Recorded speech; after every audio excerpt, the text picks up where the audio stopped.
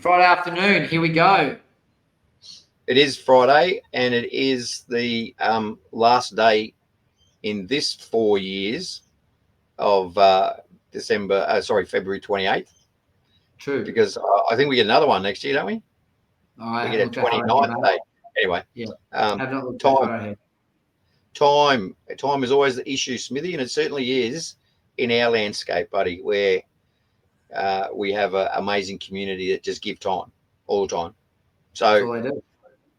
They do, and they do an amazing job. And we could take up all 20 minutes of this one just in some of the amazing stories that I've had from the volunteer community, but we won't, because we have some things to discuss. We do, and we hope we the are audience out there is enjoying. Our community is enjoying the newsletters that we're structuring. We're looking to constantly improve those, and part of that is our little end of month conversation around some of the newsletters that we've posted for the month, around some of the learnings that we've had by talking to this wonderful community. And so we'd like to just talk through some of those items, explore out some of the thinking, and then provide some exciting news that we have as well. We always have exciting news, Dale, as you know, with the simple view that all we want to do is continue to rise the tide in those people that give time. Rise the tide so that all boats float. Where do you want to start? Look, I don't know if anyone knows or not, but I think it's probably a good time to maybe reflect a little bit, because we're about to come into the next iteration of Firefly as well, with the exciting announcement of the ECTs and our fundraising model.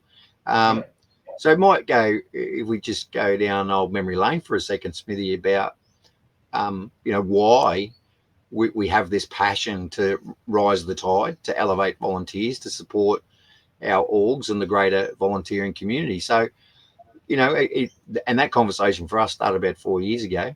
And I don't know if you remember or not, but if you want to start with what was it that you saw that then said, we need to do something? Well, it was a few things. I was clearly in the space and volunteering across multiple roles. And the thing that was clear to me was that the desire to put up the hand felt nowhere near what it appeared to be going back retrospectively in time. And so from that perspective, it was like, wow, is this the new norm? Because if this is the new norm, then societies I know and care and dearly cherish is going to change into a space that I want it to change into. So that's what invoked a conversation from my perspective. Tennis being one of the big places that I volunteer time, sport clearly, and the wider community. I think that's really the truth, is that I saw it viscerally myself in my own community. Yeah. I mean, and I asked a question for obviously specific purpose, because we've got in this month's newsletter, the topic of recruiting for succession. And I know when we first had the initial conversation about, this is what's happening in the volunteer space, and then we'd both reflected on our upbringing about the fact that when we were juniors and both junior tennis players, there was no volunteering. It was, listen, we've got a working bee at the tennis club this week. We need everyone to come and help. There was no title. There was no, this is an activity now. Right. It's, like pushing a wheelbarrow wasn't volunteering. It was pushing a wheelbarrow. You know what I mean? So it's just being part of a community and holding a role in your community. That was it. Yeah. Correct. It was like, there's good stuff that needs to be done, and we need good people to do it. And there was an abundance of them, and I know the legacy that you get from your parents as well. They were both long term. Recruiting wasn't ever a real issue.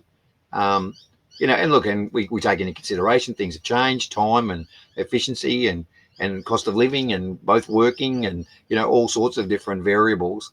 But at the end of the day, there's that old rule in business, Smithy, you know what it is. If you want something done, ask a busy person.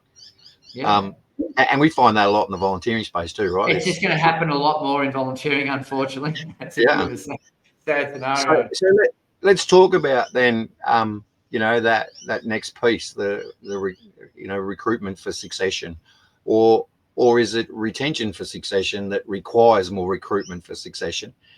Do we have the tools to be able to identify what succession looks like? Do we have I suppose the giddy up to make sure that some really groundbreaking and formative type not for profits, do they continue to exist? Do they become redundant? So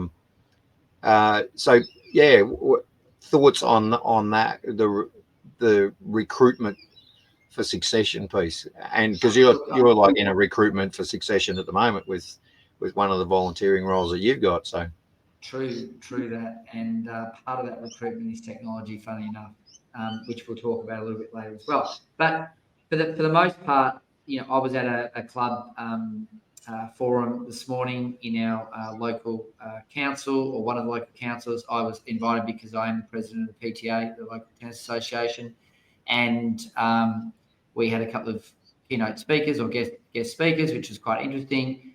Women in sport was a big topic. Equity, alignment, telling the right stories. There was a big piece by the guys at Game Plan that talked about they think the single most important thing about recruiting and finding people to be part of a community is the word yarning. We've been talking about storytelling, but they're using the word yarning. yarn. And so the old yarn, tell Yeah, the tell yarn, a good yarn. right? I wasn't yarn. ready for that. I wasn't ready for that to be written down, right? So I was like, oh, that's a different take. We've been talking about better storytelling. We've done that in some of the sessions, and I believe that to be true. And so whether you're telling stories to your sponsorship groups, your membership groups, your wider community, or your aligned parties, being your stakeholders, volunteers, committees, whatever, it's a really, really important piece to ensure that they have the belief, they want to follow the vision and the mission, and they support the story. And so it's building passion, and we're really lucky in this space, mate, that we get to talk to people that's whole reason for being is passion oriented. And so it's how do you hold the passion, build the passion? Somehow we're going to piss this shit off. Not that I don't like technology, I love it, but this whole social media pull down, that came up in conversation today. So maybe off topic a little bit, but recruitment for succession is about identifying skills. Talking to people that in a way that is conducive as you would in a work environment, which is what does transition look like? How do we support you in the transition? How do we take away your nerves, your anxiety, your concerns to make sure that you can step into the role with comfort, believing that you can fulfill on the tasks that you will be requested to achieve. These are the big ticket items. How many committees do it? Well, I was just going to ask you then on the basis of leading into that tech gap as well, the systemization of that, the identification, like you said, of skills, roles, what can be replaced that then means that we don't have the same dependency for a volunteer to occupy that position. This is the world that we're moving into. I know that you are leading the way in introducing an agent, an AI agent as a board member that's totally impartial, that's totally credible, that doesn't miss any of the notes and minutes and all that sort of stuff. It'll just tell us the truth it knows. And if that truth is harming to people's pride and egos, then we don't really care, right? Because you've got to have different viewpoints. And the best viewpoints can sometimes be opposing viewpoints because they make you stop. Yeah. Well, look, and it'll be interesting to see how quickly it develops any bias or any because it should be neutrally biased, right? It's you just give me the data, I process it, and here's the best outcome. It'll be an easy world for a lot of committees, and not saying that any committees have any argy-bargy about we should do never, mate, never. Politics has got never happens on a committee. No, not in this space. No, not never, in this space. Never would never happen. So technology is going to be a big player, right? It's going to be big. It's going to be monstrous, and so we're in the R's. Just so that for those newcomers, we are in the R's, right? So in the volunteering space, there are a few R's that all of the national bodies talk to. we felt that they were too shallow. There's way more to running an organisation. There's not 3. There's many. Now, we've been a bit cheeky in converting some that aren't ours into ours just to make a point. But the point is that there's a lot more to running an organisation, to being compliant, to achieving your goals and aspirations, to fundraising, to administrating, to making sure that your competitions run fluently, that your money goes to sources that will add value to the cause you're trying to support. There's so many moving parts, and to be able to find the right people, I don't think it's going to be easy with a diminishing time workforce, right, which doesn't get paid. Technology, we got no choice. We have to.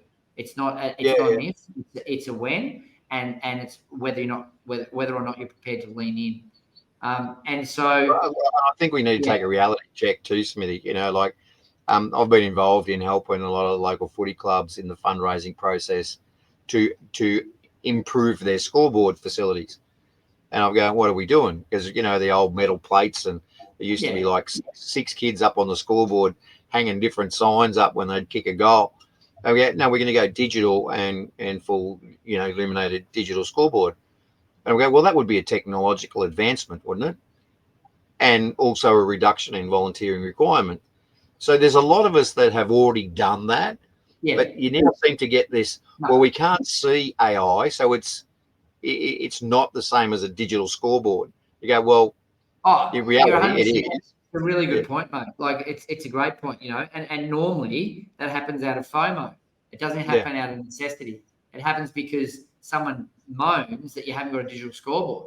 And because the young kid up there eating the sausage or the banana forgot to flip the goal over, and now the team's even with 3 minutes to go, and it's not the case at all, right? So the losing team's jumping around celebrating because we won. Exactly. Yeah. So many elements to it, but we live in a great time to actually see value added, and I think if we close our eyes to it, whilst I do agree that there's an excess of technology in some places and in some parts of our society, there are other parts where it can be levered for great value. And you've only got to look at things like groups that are on Facebook and things like that, which, whilst it's scary to think about how much wasted time is done scrolling Facebook, the value proposition of harmonizing a group of people in a single point where a conversation can be fluent and real time adds huge value. And I think the uptake, I honestly believe Facebook didn't see that piece of the puzzle until it slammed them in the face. And now they probably have the single, outside of WhatsApp, of course, they probably have the single biggest interface to groups and communities of anyone on the planet. But do we want them having our data? Controlling it, They don't want funds to run groups. They want all your IP. So look, it's controversial, mate, that we give so much away for so little. But I think and one of the things that I've known in the background as well, and going through this development phase, and like I said, I think last email the newsletter that we did, the old dog is being taught new tricks, which I kind of find really exciting, being someone that's been through multiple generations of different learning processes. But I think it's really important that our community understand that recruitment for succession marries with the planning for succession. I see so many organisations that talk about this year's fundraising, and I go, well, what about next year and the next year, and what's the 10-year forecast of what fundraising is, rather than this year? And technology is going to be the way that we're able to manage that process. It's certainly going to be one of the ways that you can give a value proposition to a sponsor, because it's so data centric now. We do 63,000 Facebook views, and you've got this myriad of data. And it's going to get more challenging. And I was speaking to someone at the same forum this morning, and they said, "Oh, I've updated the website and we've given the packages in a clear and concise manner." And I said, "That's really great. So you're the same as everybody else." Yeah. You just stepped into a modern way of doing things, which you were behind on, right? So So you're actually at the benchmark now. You haven't led the way. You're at a benchmark, right? That's table stakes. If you haven't got information, you're not someone that I'm attracted to. Mm-hmm. And so it links into the other article which we had this month, which was that rally support piece, right? Which is, it's how do you rally support? We talked with a couple of people, and it was really, I just found it quite interesting how easy it is to step into your silo, mate, and hold that square box thinking, right? Tell me. Yeah. And so we're I know we're trying to shake that up. We're trying to make people think a little bit more widely, to consider what abundance means, to consider what reciprocity means. Sports clubs are lucky. They've got memberships, they've got uniform fees, they've got parents that are super into their child and want them to be part of something. They've got all these burdens that make it almost colloquialism as well. But it's almost impossible to fail, right? If you've got a community set there, if you set up decently. If you set up decently, like when I say decently, you turn up and you do a decent job. Whereas we've got so many people in our network, in our community, that don't have those privileges. And so that was my question to the sports fraternity was, what are you doing to support the entities that do it hard in your community? Why are you thinking so isolated? Why are we not thinking abundantly? Why are we not widening our conversations? Because if I was a sponsor and someone came to me and said, here's a package and we will handle for you the conversations with these three wider communities because we think they need your money just as much as us. Yeah. Your response, you're going to get a yes 9 times out of 10. The sponsor's going to lose their shit because the truth is the money was just going to the bank account, Daryl. It wasn't. And Smithy, it's not just that, it's the, and I've had the same conversation with lots of organisations about the ripple effect and the ripple effect, the elongated connectivity line that you don't see. And just taken into account on footy, right? So St John's Ambos, who a lot of footy clubs use because they can't pay a state ambulance service to be there all day, so they call St John's Ambulance. So those people are then self-paid, self-trained, that then go into a volunteer sector. So you go, if we're, as the footy club, just worried about our own silo and not supporting these eventually there will be no St John's Ambulance volunteers, which means if someone has any issue on the footy ground, it's now stop everything because we've got to call an ambo. And we don't know the extremities of that, and it's life and death 1 minute, and it's just a sprained ankle the next. Do you know what I mean? So it's, and I try and keep reinforcing to these areas, and some of them have the attitude that they think we're trying to get, all the men's mental health service providers and stick them in a blender and try and get a better syrup at the end. Not take anyone out of the picture, just try and get a better fit. And we go, we're not, but we need as a culture and as a community to start thinking about what is the effect that we have on the rest. Like you said, how can we create pull through? How can we help rally support others so that just little things. Give the St John's Ambulance guys the opportunity to use their time to become a member of your footy club. Oh, amazing! And we've been a massive advocate that we haven't fathomed properly the spare capacity of our wide volunteering base that other volunteers would love to have an opportunity to be part of, but choose not to because either they're from a socioeconomic point of view can't afford to. They have never thought about it because they never considered it to be something in their domain. There's so many little wins if we use the right technology, if we use the right headspace, if we bring abundant thinking to the table that we can solve if we do it together. If we do it together. If we do it in isolation like we always have, good luck because it's just going to stay the same. Look, we get on our conversation piece around these because we're passionate dudes and we do care and we want to see success in the space. But we did release a few little memes and things out to a new channel. So for those that haven't seen those, don't think we're all serious and we only care about things that work in this way as long as it's like this. It's not like that at all in our world.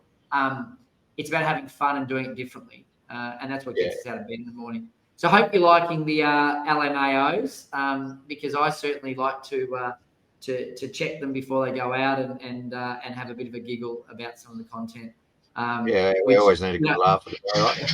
Well, we know the volunteers world, right? We know the volunteers world. You've got a meme going off in the background. Perfect timing. Yeah, I know, right? Yeah. Anyway, so So we looking get at some time, other we've got a exciting few stuff minutes too. left. We've got a few minutes left. What else are we going to crunch through? Well, and just to keep the tease going, as we did with the launch of our downloadable app, the good news for all the Apple users out there, we're in the last launch phases of that going live on the App Store, which will be pretty exciting. But a couple of other little things. They knocked us back on location tracking, just so you know. And what are we location tracking for? What are we location tracking for, Daryl? There's lots of good reasons. Yeah, look, it's simple. And the one thing that just drives you mental, we go, here's a service that provides you the opportunity to search by your location for the nearest possible rewards. That's it. Nothing else. It's not like we're going, how many times do you go to Macca's on a Thursday afternoon? No, it's just so we can actually provide you a service of saying you don't have to look through all the different rewards all over the country. And they knock us back on location. So anyway, the team is coming soon. It's coming soon. It's been built. It's in store, waiting for. And the other thing that's coming soon in relation to that, for all those out there that are the fantastic what we call the administrators or org managers that have the responsibility of helping our volunteers with the app and validating ours. Pretty excited, and I think you're going to be pretty excited too. I've seen the organisational dashboard now that you'll be able to access through the app.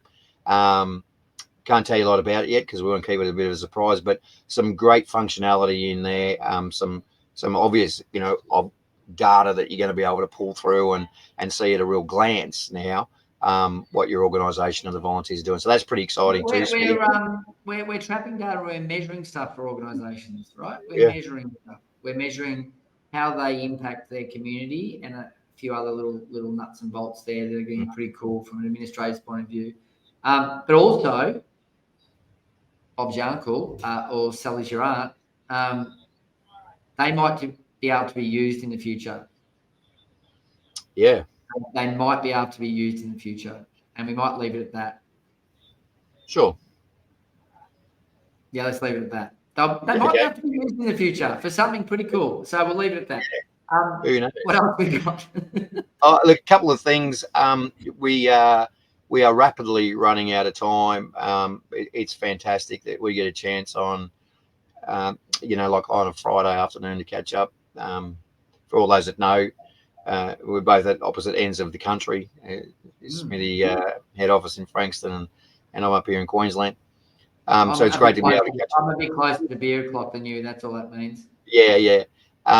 But we thought, that we would offer a couple of those extra goodies of spending some time personally with us. Smithy, who has undoubtedly referred on numerous newsletter videos, his passion for innovation and technology, and certainly in the landscape of AI, generative AI, and the tools that go around that to add to the efficiency. So he's going to be opening up a wait list for those that would like some additional information of potentially 20 only, mate. 20 only. I'm only going to share my love with 20 people in the first round. There you go. So the reason why is because the first one is a test, and I'm watching this space, as you know, avidly. I would say that I play ahead of the curve, and it's kaboosh. It's kaboosh. The world's going to change in front of us. It's going to allow us to do things we never thought we could in an efficient manner we never thought we could. So, yeah, look, we have to do it. We talked about it earlier, rebooting technology. One of those will be in the advent of AI. We can push against it, my friend, or we can lean into it. Somewhere in between is probably the right balance for clubs, charities and orgs. Yep. So he's going to be offering that expertise. And then I thought that on the basis that we're getting close to that transitional season part again when some organisations have finished their season, some are starting, and so the inevitable conversation of sponsorship.